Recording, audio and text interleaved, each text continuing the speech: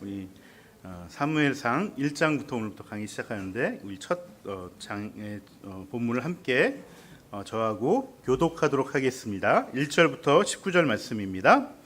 에브라임 지파에 속한 수베 자손 엘가나라는 사람이 에브라임의 산간 지방에 있는 라마다임에 살고 있었다.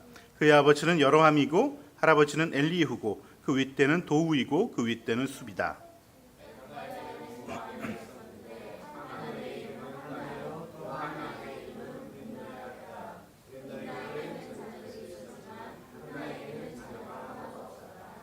엘가나는 매년 한 번씩 자기가 사는 성읍에서 실로로 올라가서 만군의 주님께 경배하며 제사를 드렸다.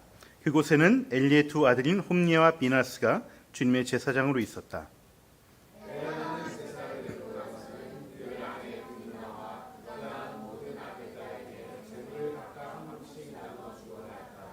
그러나 한나에게는 두 몫을 주었다. 비록 주님께서 한나의 털을 닫아 놓으셨지만 엘가나는 한나를 사랑하였다.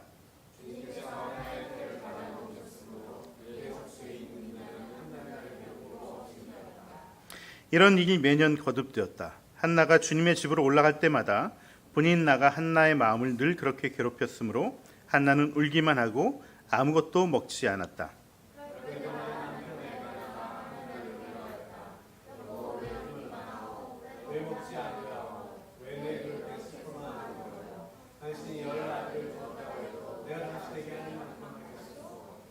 한 번은 엘가나 일행이 실로에 있는 주님의 집에서 음식을 먹고 마신 뒤에 한나가 일어나서 자리를 떴다. 그때 제사장 엘리는 주님의 성전 문설주 곁에 있는 의자에 앉아 있었다.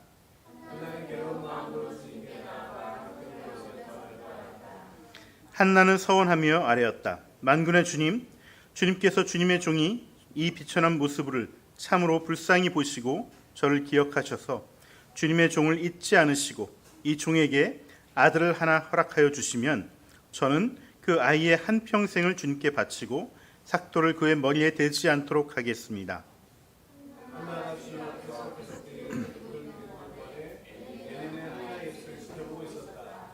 한나가 마음속으로만 기도를 드리고 있었으므로 입술만 움직이고 소리는 나지 않았다. 그러므로 엘리는 한나가 술에 취한 줄로 생각하고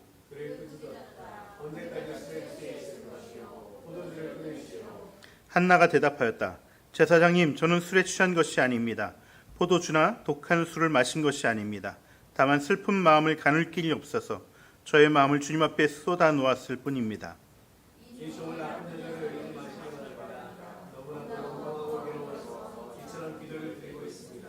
그러자 엘리가 말하였다. 그렇다면 평안한 마음으로 돌아가십시오. 이스라엘의 하나님이 그대가 간구한 것을 이루어 주실 것이요.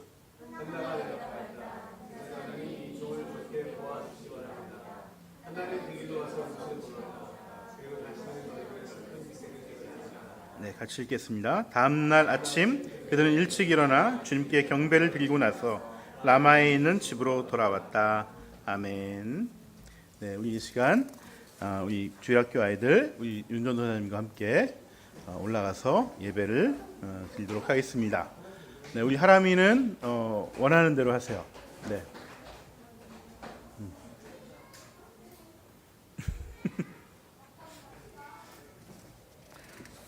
네.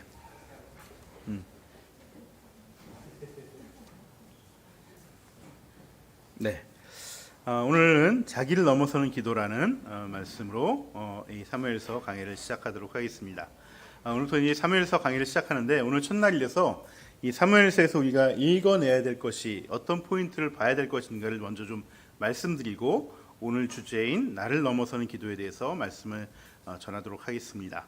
이 사무엘서는 우리가 보는 우리 성경책으로는 이제 사무엘 상하로 나뉘어져 있죠. 하지만 원래 이제 그 히브리어 원래 성경 원전은 상하 구분이 없습니다. 그냥 통째 한 권으로 이렇게 사무엘서라고 이렇게 얘기를 하고 있습니다. 이 사무엘서에는 주인공들이 여럿이 나오는데요. 대표적인 인물들이 나오는데 그 인물이 바로 사무엘과 사울과 다윗입니다. 이 세 명의 이야기가 주를 이루고 있죠. 우리가 아는 대로 사무엘은 왕에게 기름을 부어서 왕을 세웠던 이스라엘의 마지막 사사였습니다. 그리고 사무엘이 왕에 기름 부어서 그 왕이 이제 초대 이스라엘의 왕이 되고 왕정 시대가 시작된 것이죠. 사울은 그 사무엘로부터 기름 부음을 받은 가장 첫 번째 왕이었어요. 네, 초대 왕이었던 것이죠. 그리고 다윗은 사울의 뒤를 이어서 2대 왕에 오른 사람이었습니다. 그런데 그 중에서도 이 사무엘서에서 가장 많은 분량을 할애하고 있는 주인공은 사실은 다윗이죠. 네, 사실 사무엘상 부분은 사울이 몰락하는 과정과 그 속에서 새롭게 기름 부음을 받고 왕으로 올라가는 다윗의 모습을 그리고 있고요. 사무엘하는 완전히 다윗의 이야기들로만 되어 있습니다. 그 속에서 사무엘은 하나님의 뜻을 쫓아서 왕을 세우고 이 모든 것들을 또 뒤에서 이렇게 또 움직이고 이끌어가고 있었던 것이죠. 지금도 이스라엘 국기에 보면 이게 다비드의 별이라고 이렇게 별이 있는데 이게 바로 이 다윗 왕을 상징하는 별입니다. 그 정도로 이스라엘 사람들이 이 다윗을 사랑하고 좋아합니다. 이스라엘 역사상 최고의 성군으로 여기는 왕이었죠. 그래서 이스라엘 사람들은 예수님 때도 마찬가지로 이 다윗 시대로 돌아가는 것이 이스라엘의 로망이었어요. 이때를 태평 천국이라고 여기고 메시아가 다시 오면은 이 다윗 시대가 다시 열리게 된다. 이렇게 철석같이 믿고 있었죠. 그러면은 우리가 상식적으로 생각해 볼 때 이 사무엘서의 이름은 사실은 사무엘서가 아니라 다윗서라고 해야지 맞는 말이겠죠. 네. 하지만 성경은 모두가 사랑하는 이 다윗 이야기의 중심 인물인 다윗의 이름으로 책 이름으로 정하지 않고 다윗을 세운 이 킹메이커인 사무엘의 이름을 따서 이 책의 이름을 정했다는 것입니다. 이 말은 우리가 사무엘서를 읽을 때 이 사울과 다윗의 어떤 그 긴장 관계 속에서 다윗이 왕위에 오르는 이 모든 것들을 사실은 우리가 왕자의 게임 같은 그런 영웅담으로 봐서는 안 된다는 것을 얘기하는 것이죠. 이스라엘 왕국 형성사 이런 역사책으로만 단순히 보지 말으라는 것입니다. 사무엘서의 초점은요, 출애굽했던 이스라엘 백성이 여호수아와 사사 시대를 거쳐서 계속해서 하나님께 반역하고 패역하고 하나님께 멀어져 있는 이 이스라엘 백성들을 하나님께서 다시 회복시키려는 이 왕정을 통해서 이 회복시키려는 하나님의 마음과 뜻이 담겨져 있는 책이라고 할 수 있습니다. 그래서 우리는 그 하나님의 통치와 다스림의 관점에서 이 사무엘서를 읽어야 하는 것이죠. 그런 의미에서 이 책이 이스라엘 최고의 성군이자 영웅인 다윗의 책이 아니라 다윗을 세우기 위한 그렇게 보냄받은 선지자 마지막 사사인 사무엘의 이름을 따서 이름이 지어졌다는 거예요. 그래서 이 사무엘서의 시작은 이 사무엘이 어떻게 태어나게 됐는가, 이 킹메이커, 이 하나님께서 뜻하시는 대로 순종하는 왕을 세우기 위해 보냄받았던 이 사무엘이 출생부터 이야기가 담겨져 있게 되는 것이죠. 그리고 그 이야기는 바로 한 여인인 오늘 읽었던 한나의 이야기로부터 시작을 하게 됩니다. 사무엘서의 그 중요한 인물인 사무엘과 사울과 다윗을 역사에 등장시킨 한 여인의 이야기부터 시작을 하게 된 것이죠. 그리고 하나님은 그 여인의 이야기를 통해서 이 이스라엘의 회복의 씨앗을 심고 계시다는 것입니다. 근데 이 한나라는 여인은 우리가 알다시피 여인으로서는 굉장히 치명적인 약점을 가지고 있습니다. 바로 자식을 갖지 못하는 불임 여성이라는 것이죠. 사실 아이를 갖는다는 것이 이렇게 우리 윤선자매님이나 날자매님처럼 쉽게 되는 경우도 있지만은 또 그렇지 못하는 분들은 이게 굉장히 스트레스거든요. 그래서 막 요즘 병원 가서 이렇게 그 클리닉도 받고 이렇게 하는데 지금도 이렇게 굉장히 스트레스지만은 고대에는 이 출산을 못한다는 것이 굉장히 치명적인 약점입니다. 그리고 또 이 자식이 있다는 것이 노후의 자신의 삶을 지탱해줄 어떤 자산과 같은 거기 때문에요. 지금 이 불임과는 전혀 차원이 다른 엄청난 고민거리가 되는 문제였던 것이죠. 그래서 이것은 이스라엘 문제뿐만 아니고요. 세계 어느 곳이나 이 불임으로 인해서 굉장히 고민하고 아파하다가 어떻게 이렇게 기도를 막 열심히 해서 치성을 들여서 어떤 신으로부터 자식을 이렇게 점지받고 이게 자식을 얻었다는 그런 전설들과 이야기들이 너무 많이 내려오고 있죠. 성경에도 이런 이야기들이 많이 있습니다. 하나님은 불임으로 낙담하고 있는 이런 고통받는 사람들의 기도를 들으시고 그들의 소원을 이루어 주신다는 것이죠. 하지만 성경에 나오는 이 아들을 얻고 자식을 얻는 이야기는요, 단지 대를 잇기 위한, 자식을 얻기 위해 간절히 하나님께 간구하고 소원이 성취되었다는 개인의 어떤 브림클링에 대한 이야기는 아닙니다. 그 안에는 하나의 출생을 통해서, 그 아이를 통해서 시대를 회복시키려는 하나님의 계획과 신비와 다스림이 포함되어 있고 숨겨져 있다는 것을 말하고 있는 것이죠. 출발은 굉장히 지극히 개인적인 어떤 간구의 기도로 시작하지만 한 개인의 기도를 통해서 하나님이 새로운 시대를 열어가신다는 거예요. 이것이 또한 우리 각자를 통해서도 하나님께서 원하시는 것이기도 합니다. 우리의 기도도 역시 마찬가지죠. 그래서 하나님은 우리의 기도가 개인적인 염원과 소망으로 그치는 것을 매우 안타깝게 여기십니다. 네. 하나님은 그게 너무나 아쉬워서 우리의 소망과 간구를 통해서 하나님의 큰 뜻을 또한 이루어가고 싶어 하시는 것이죠. 그래서 이런 얘기들 많이 들어보셨을 거예요. 우리 예수님 처음 믿었을 때는, 초신자 때는 뭐 기도하면 다 응답이 돼. 그 교회 막 처음 나오면은 막 기도 뻔히 잘 받아. 근데 어느 순간부터 기도해도 잘 응답이 안 되고 원하는 것도 잘 이루어지지 않고 그런 때가 온다고 이렇게 얘기를 하시죠. 네. 이 권사님들 얘기 들으면 그런 얘기들 많이 하십니다. 여러분, 그때는 바로 하나님께서 이제 개인의 기도에 머물지 말고 그 기도를 통해서 하나님이 뜻하시는 것을 구하라는, 자기를 넘어서는 기도를 드리려는 주님의 저는 사인이라고 저는 생각을 합니다. 그래서 먼저 이 나를 넘어서는 기도란 무엇이냐, 이것에서 먼저 말씀드리고 싶은데, 대부분의 기도는요 크게 두 가지로 나눌 수 있습니다. 나를 위한 기도와 나를 넘어서는 기도로 이렇게 나눌 수가 있어요. 나를 위한 기도라는 것은 그야말로 나의 유익을 위해서 기도하고 간구하는 것이죠. 지금 내가 필요한 것을 구하는 기도, 내가 위급한 상황에서 벗어나기 위해서 간절히 구하는 기도. 이 나를 위한 기도는요, 우리가 살아가는 데 있어서 우리 신앙생활을 하는 데나 우리 일상생활을 하는데 너무나 필요한 기도입니다. 하나님은 이러한 자신만을 위한 기도를 기쁘게 받으십니다. 그리고 우리의 연약함을 아시기 때문에 긍휼하심으로 그 기도를 들으시고 응답하십니다. 하지만 뭐든지 적당한 것이 필요하죠.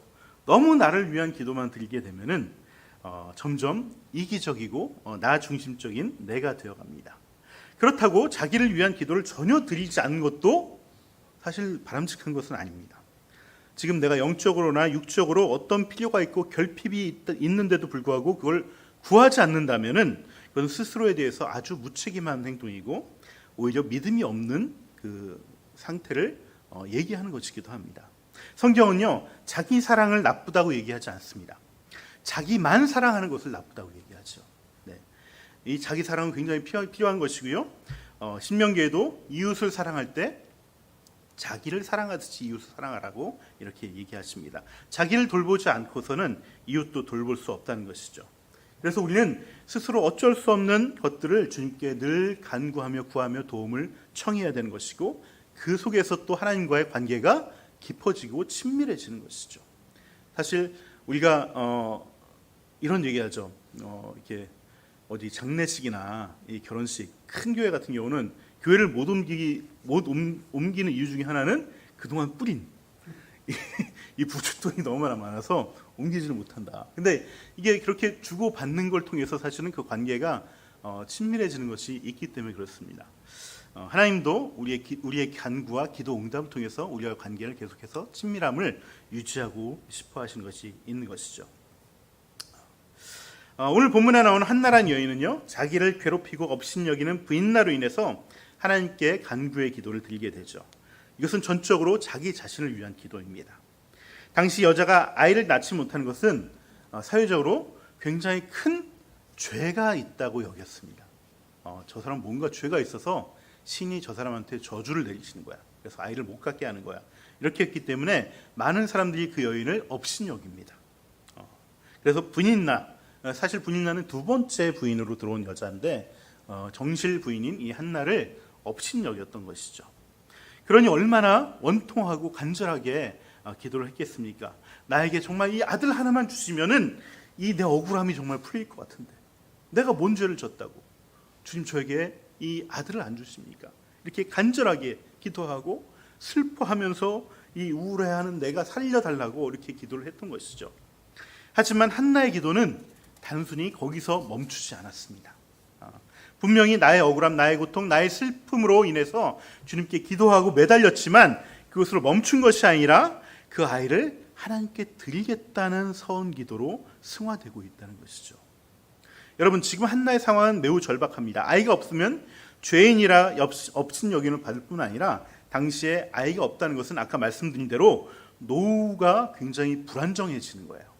당시의 모든 유산, 땅이겠죠.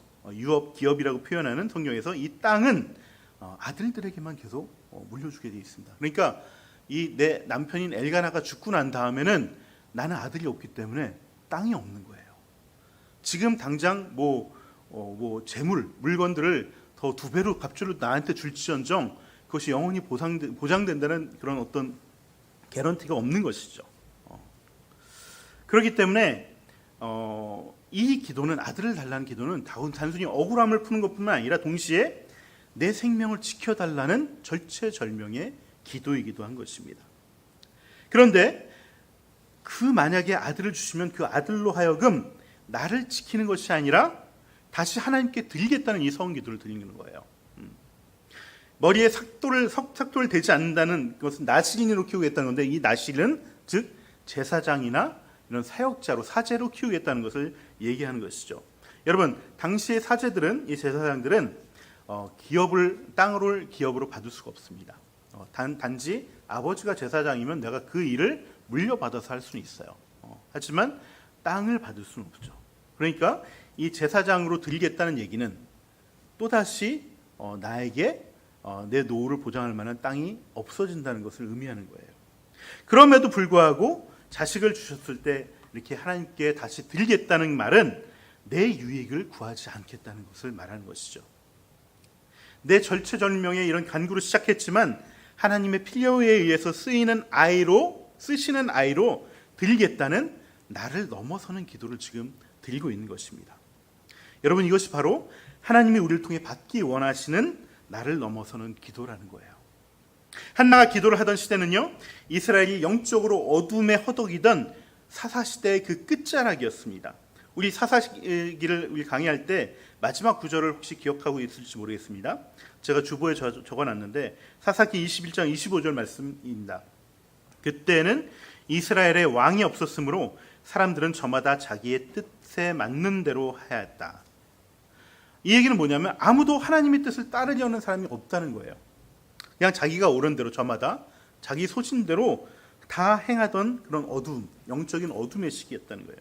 그때 하나님은 이 이스라엘 회복을 바라면서 참된 왕을 세워줄 마지막 그 사사를 찾고 있을 때였어요. 한나는 자기가 그렇게 바라고 애타게 구하는 그 단 하나의 아들을 하나님께 드리겠다고 하면서 주님께 쓰시겠다라고 내어드린 것이죠. 하나님의 필요와 한나의 필요가 만나는 지점인 거예요. 하나님은요, 늘 이러한 기도를 기다리고 애타게 찾고 계십니다. 어제 제가 금요일 날이었죠.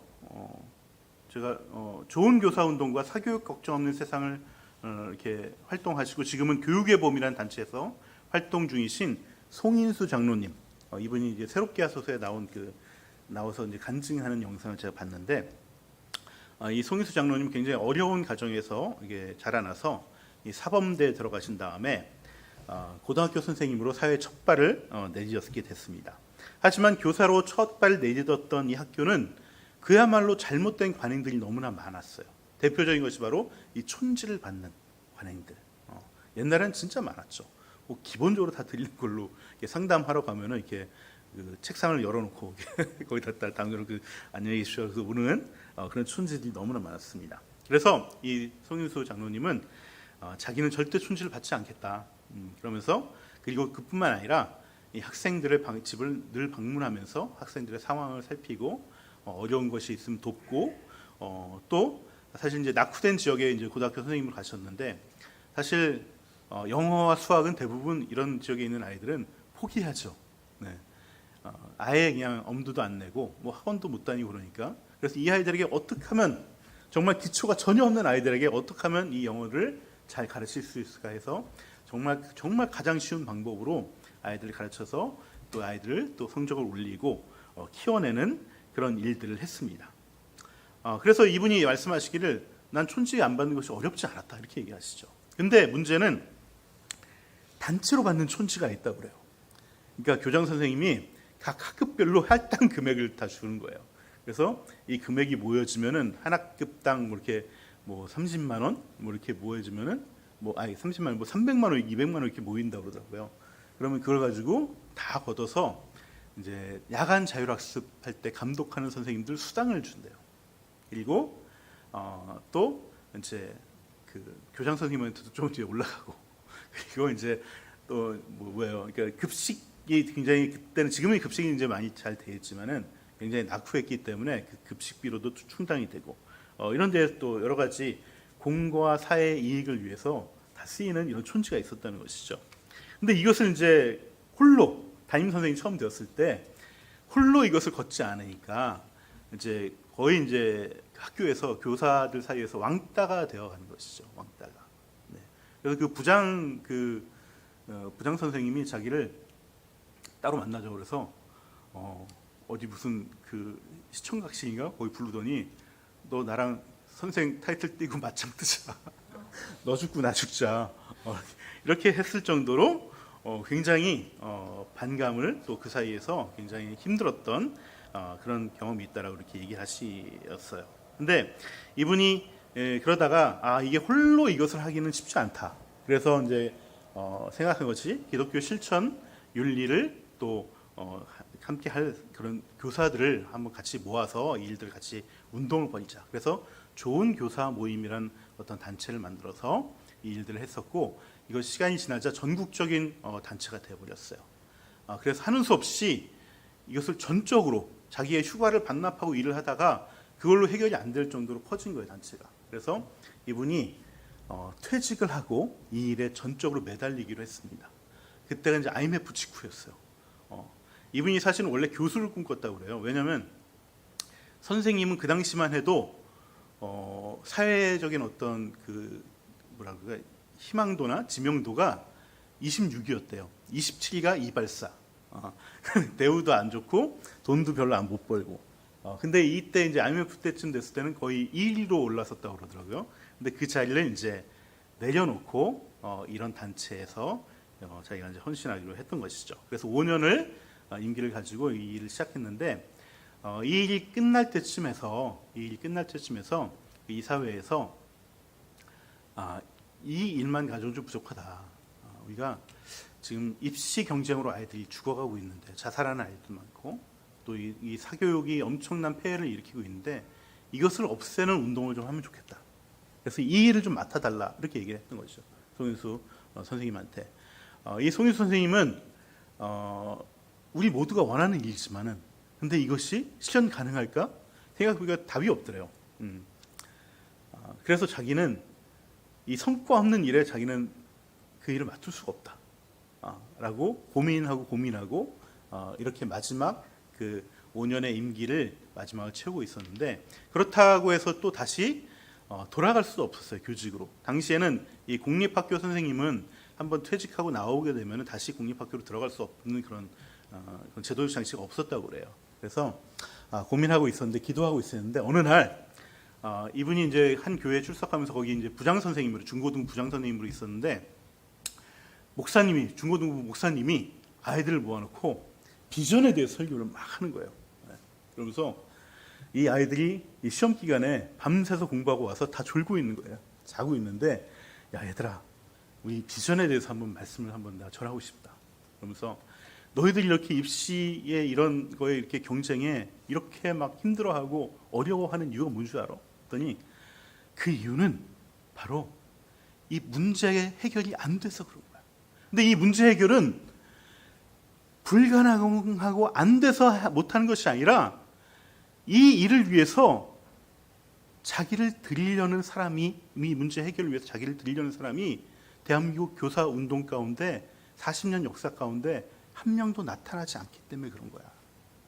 난 너희들이 사회에 나가면은 문제를 그냥 그 문제 속에서 들어가서 사는 것이 아니라 그 문제를 해결하는 일에 너희들이 앞장섰으면 좋겠어. 이게 진짜 비전이야. 내 행복이 비전이 아니라 이 문제 가운데 자기를 드릴 수 있는 사람, 내 인생을 드릴 수 있는 것, 이거 하나님의 뜻을 따라서 순종하는 것, 이것이 비전이라고 얘기를 했던 것이죠. 근데 이 부장 선생님이, 송인수 선생님이 뒤에서 그 설교 말씀 듣고 있다 보니까 아무도 듣는 아이들이 없는 거예요. 다 자고 있고 졸고 있고. 그 말씀이 자기한테 꽂힌 거예요. 아, 진짜 그런 사람이 한 명도 없었구나. 아, 내가 하긴 해야 되겠다.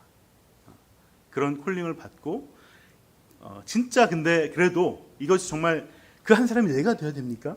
라는 질문이 드는 것이죠. 하나님께 계속해서 묻는 거예요. 내가 뭐 공립학교를 못 들어가지만 다시 사립학교 선생님으로 들어가서 나도 먹고 살아야 되는데, 또 이 일을 한다고 해서 이게 어떤 성과가 있는 것도 아닌데, 한순간에 보여지는 것도 아닌데, 정말 계란으로 바위치는 일에 내가 하나님께서 나를 부르신 것이 맞습니까? 그래서 이분이 기도를 한 거예요. 서원 기도를 했습니다. 어떤 기도냐면, 이분이 이제 임기가 한 5개월밖에 남지 않았어요. 조은교사 운동 단체 대표로서 5개월밖에 남지 않았는데, 이 5개월 안에 법이 바뀌어서 공립학교에서 퇴사했던 퇴임했던 이 교사도 다시 공립학교로 돌아갈 수 있는 법이 제정되면 내가 하나님의 사인으로 알고 내가 일을 하겠다. 이렇게 서원 기도를 한 거죠. 근데 이게 굉장히 불가능한, 또 게다가 그 시점이 대선 기간이어서 모든 국회의원들이 입법 활동을 하나도 하지 않고 다 대선 운동에 몰려 있을 때라고 하는 것이죠. 근데 정말 기적적이게 거의 다 끝나가던 5개월 차에 국회의원들이 갑자기 모이기 시작하더니 이 법을 상정하고 국회에서 통과시켰다는 거예요. 이 송윤수 선생님은 이제 자기가 다시 공립학교로 선생님으로 다시 돌아갈 길이 열렸지만은 그것을 하나님의 사인으로 여기고 내가 더 큰 일에 내가 자신을 드리겠다라고 헌신하는 그 서원의 기도를 드리게 됐다는 것이죠. 여러분, 하나님은 시대마다 하나님의 뜻이 이 땅에 이루어지고 시대가 회복될 일에 자기의 인생을 드리는 사람들을 찾고 계십니다. 그리고 그 한 사람의 기도를 통해서 새로운 시대를 열어가시고 회복을 일으키시고 계십니다. 자기를 드리는 일은요, 이 송인수 장로님처럼 거창하고 엄청난 일일 수도 있지만 또 그렇지 않을 수도 있습니다. 우리의 목장을 통해서 영혼들을 세워나가는 일일 수도 있고, 가정에서 내 아이를 다음 세대에 이끌어갈 또 귀한 자녀로 키워나가는 일일 수도 있습니다. 우리가 하나님의 뜻을 찾고 그 하나님의 뜻이 이루어지기를 소망한다면 우리는 그 일에 자신을 드려야 되는 것이죠. 저는 이러한 기도를 주님께 드리는 정말 하나님께서 원하시는 기도라고 생각합니다. 하나님은 아무도 관심을 갖지 않았던, 오히려 업신여김을 당하고 괴롭힘을 당했던 한 여인의 기도를 통해서 다윗이라는 새로운 왕을 세우는 사무엘 사사를 준비시켰습니다. 지금 비록 우리 전도사님 또 여러 가지 또 만삭으로 인해서 우리 어머니 기도에 또 모이지 못하고 있는데, 저는 우리 어머니들 기도가 이런 기도가 되면 좋겠어요. 자신과 가정을 넘어서는 그런 기도에, 그 기도를 통해서 자녀들을 세우고 또 목장을 세우고 또 축복의 시작과 같은 그런 기도회를 드리는, 모이는 그런 어머니들 되기를 저는 축원합니다. 두 번째 제가 생각해 볼 것은, 이 자기를 넘어서는 기도는요, 구체적으로 어떻게 시작이 되는가? 그것은 바로 영적인 대적 기도로 시작된다는 것입니다. 여러분, 우리가 자기를 넘어서기 위해서는요, 반드시 영적인 싸움이 있습니다. 왜냐하면 사단은 우리가 자기를 넘어서는 기도를 하지 못하도록 우리의 마음을 힘들게 하고, 우리의 마음과 마음이 미움과 다툼과 원망으로 가득 차게 만듭니다. 사단은 우리의 마음에서 미움과 다툼과 원망을 끌어내서 우리가 그 문제에 갇혀서 자기를 넘어서는 기도를 하지 못하도록 방해한다는 것이에요. 그래서 우리는 우리의 마음에 미움과 원통함이 찾아올 때 내가 지금 싸우고 대적해야 될 것이 무엇인지를 잘 분별해내야 되는 것입니다. 나를 알고 상대방을 알아야지 우리가 이기는 것처럼, 우리가 번지수가 잘못되면은 그냥 마음만 상하고 힘만 들고 그냥 우울함 가운데 실패하는 기도, 실패하는 신앙생활, 패배자의 모습으로 살아가기 딱 십상입니다. 그래서 바울은 우리가 영적인 싸움을 할 때 그 대상에 대해서 분명히 알아야 된다라고 에베소서 6장 12절에 이렇게 말씀했습니다. 우리 주보 가운데 있죠. 우리의 싸움은 인간을 대적자로 적대자로 상대하는 것이 아니라 통치자들과 권세자들과 이 어두운 세계의 지배자들과 하늘에 있는 악한 영들을 상대로 하는 것입니다. 여러분, 우리가 원통하고 미움이 일어나고 다투고 싶어하는 것은 나를 괴롭게 하는 그 사람이 아니라 악한 영 때문에 그런 것이에요. 사실 우리는 오늘 본문에서 늘 한나는 좋은 사람이라고 생각을 하고 분인나는 나쁜 사람이라고 이런 선입관들이 다 있습니다. 하지만 알고 보면은 분인나도 아픔이 있고 불쌍한 사람이에요. 분인나도 부모님의 사랑을 받았던 아주 애지중지 키웠던 한 여자아이였죠. 귀한 딸이었습니다. 그런데 그만 어쩌다가 후처로 들어오게 됐습니다. 게다가 아이를 낳아도 남편의 따뜻한 눈길이나 위로나 사랑 한번 받지 못하고 그 모든 사랑은 한나에게 다 빼앗겨버린 것이죠. 게다가 한나가 아이를 갖지 못한 것은 분인나의 어떤 책임은 아니죠. 분인나가 잘못한 것은 아닙니다. 그런데도 한나는 분인나를 원망하고 원수로 여기고 있고 적대자로 여기고 있다는 거예요. 물론 제가 분인나가 잘했다는 것은 아닙니다.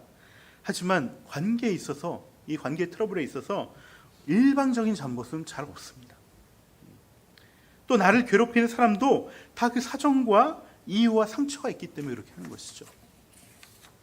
우리 마음속에 미움과 원망이 일어난다는 것은 사실 상대방 때문이 아니라 그것은 표면상의 이유이고요. 사실은 내 안의 상처 때문에 그런 경우가 많습니다. 내 상처로 인해서 내 안에 그릇된 욕망이 자라나고 잘못된 기대를 상대방한테 원하기 때문에 서로를 질투하고 미워하고 원망할 때가 많이 있다는 것입니다. 여러분, 분인나라는 이 여인의 이름은요, 산호라는 뜻을 가지고 있습니다. 산호 아시죠? 바닷속에 있는 이게 되게 이쁜 산호. 산호처럼 무언가는 열매는 없지만은 가지는 굉장히 많고 화려한 이런 것들을 이런 이름의 뜻을 가지고 있는 것이에요. 이렇게 화려하게 치장하고 꾸미지만 열매가 없는 사람들은 대부분의 경우 자라오면서 뭔가 채워지지 않는 욕구가 많아서 그런 것입니다. 거기서 낙담하고 절망하는 일이 많기 때문에 그런 경우가 생기는 것이죠. 아마도 분인나는 가난하고 불안정한 집에서 자라서 본인의 이 여러 가지 욕구들이 채우지 못함으로 인해서 뭔가 결핍 상태로 뭔가 화려한 것을 쫓는 그런 헛된 것을 쫓고 어떤 허영을 쫓는 여자로 자라났을 가능성이 많습니다. 고대 사회에서 후처로 시집을 간다는 것은 대부분 돈 때문에 이렇게 팔려가는 경우들이 많기 때문에 그렇습니다. 그래서 이 채워지지 않은 욕구로 인해서 화려하게 자기를 꾸미고 또 돈에 굉장히 민감해지죠. 그런데 남편은 이 자신의 화려함에도 눈길 한번 주지 않습니다. 그리고 돈은 한나에게 더 줘요. 그래서 질투가 일어나는 것이죠. 그래서 한나를 괴롭히게 되는 것입니다. 여러분, 반면에 한나라는 이름은요, 은혜가 충만하다는 뜻이 있어요. 그리고 또 정숙하고 품위 있게 또 잘 참는 그러한 모습이라는 뜻도 있습니다. 여러분, 이런 분들 가운데 굉장히 체면치레를 중요시 여기고 또 속마음과 감정을 잘 표현하지 못하는, 그래서 꾹꾹 누르고 사시는 분들이 많습니다. 이런 분들은 무언가 이렇게 막혀있는 상태가 지속이 되면은 이제 우울증으로 발전하는 경우들이 많이 있죠. 본문에 나오는 한나도 스스로 자기는 슬픔에 사로잡힌 여자라고 말하면서 식음을 전폐합니다. 스스로 불임은 어찌할 수 없다는 생각 때문에 무기력함에 사로잡혀 있는 것이죠. 여러분, 사실 이 모든 슬픔의 원인은 열등감에 있는 것입니다. 열등감과 열등의식은요, 자기 자신을 무능하게 여기고 무가치하게 평가절하하는 일종의 자기정죄예요. 불임 여성에 대한 사회적 편견과 어떤 정죄의식, 그리고 스스로 체면치레하는 모습이 스스로를 이렇게 공격하고 스스로를 깎아내리고 있었을지도 모릅니다. 대부분의 경우에 이럴 때는 어떤 반응을 보이냐면은 스스로를 더 정죄하는 쪽으로 가거나, 그래서 동굴 속으로 들어갑니다.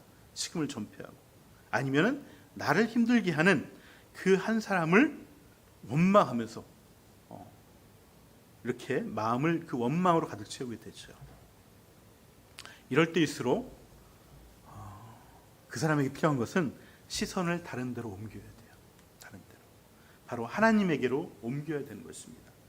그래서 이럴 때 기도할 때는 두 가지 유익이 있습니다. 하나는 빛 가운데로 나가서 내 안의 그림자를 깨달아야 되는 것이에요.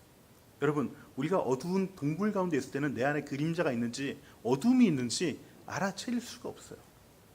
빛 앞에 나갈 때 내 그림자가 보이기 시작하는 것이죠. 그래서 그 문제를 직시하고 바라봐야 되는 것입니다. 그리고 주님께 올려드려야 되는 것이죠. 그래야지 원망의 기도와 슬픔의 자기 연면에 빠져있지 않고 자기를 넘어서는 기도로까지 이어질 수 있는 것입니다. 또 하나의 유익은 뭐냐면 하나님과의 관계를 통해서 세상에서의 정죄와 그 눌림에서 벗어날 수 있다는 것이에요. 한나는 기도를 통해서 하나님 앞에서 새로운 자아상을 발견하게 됩니다. 그 자아상이 뭐냐면 스스로 주의 종이라고 고백하는 거예요. 하나님 앞에서 자기를 낮추고 엎드릴 때 그녀 속에 있는 열등감이 사라집니다. 세상과 사람들이 나에게 가했던 정죄감과 이 눌림은 내 마음의 열등감을 만들어냅니다. 하지만 우주의 창조자이신 하나님 앞에서 자기를 낮추는 것은 새로운 자존감을 세워주게 합니다. 저도 학창시절 왕따도 경험하고 열등감도 굉장히 많았는데 하나님 앞에서 스스로 무릎을 꿇고 겸손해질 때 오히려 이 창조주 하나님과의 그 친밀한 관계로 인해서 그 열등감을 덮어버리고 남을 그 자존감이 세워지게 된 것을 저는 경험해 본 적이 있습니다. 그것이 또한 나에게 평안과 안식을 주기도 하는 것이죠. 여러분, 우리가 싸워야 할 것은 나를 힘들게 하는 그 누군가가 아니에요. 내가 힘든 것은 눈에 보이는 그 사람 때문이 아니라 스스로 상처와 열등감과 채워지지 않는 욕구로 인해서 그 비교의식으로 인해서 질투와 미움이 일어나서 그렇게 되는 것이에요. 사단은 내 마음의 그림자와 그 그림자가 내 진짜 모습이라고 우리를 속이는 거짓 나비인 것이죠. 그래서 하나님의 뜻을 향해서 나를 넘어서는 기도로 나가지 못하게 하는 것입니다. 그래서 대적 기도가 우리에게 필요합니다. 나를 넘어서기 위해서는 나와 싸우고 내 안에 어둠과 거짓된 나와 싸우는 이 대적 기도가 필요한 것이고 그 이면에 있는 악한 영과의 대적 기도가 필요한 것이죠. 말씀의 결론을 맺겠습니다. 주님은 우리의 연약함을 통해서 세상의 회복을 시키려는 놀라운 계획을 가지고 계십니다. 그래서 하나님께 시선을 돌리며 간구하는 자들에게 특별히 귀 기울여 주십니다. 그리고 자기의 아픔을 위해서 구하는 간구에서 자기를 넘어서는 기도를 통해 우리를 다시 세우시고 시대와 세상의 어떤 아픔을 회복하려는 하나님의 뜻을 이루어가고 계십니다. 저는 저와 여러분이 자기를 넘어서는 기도를 통해서 상처와 연약함을 치유하면 좋겠습니다. 그리고 이 시대를 회복시키는데 하나님께 쓰임받는 자들이 되면 좋겠습니다. 그 기도의 자리, 예배의 자리로 나가서 하나님의 비전을 품고 함께 새로운 시대를 열어가는 귀한 주의 종으로 스스로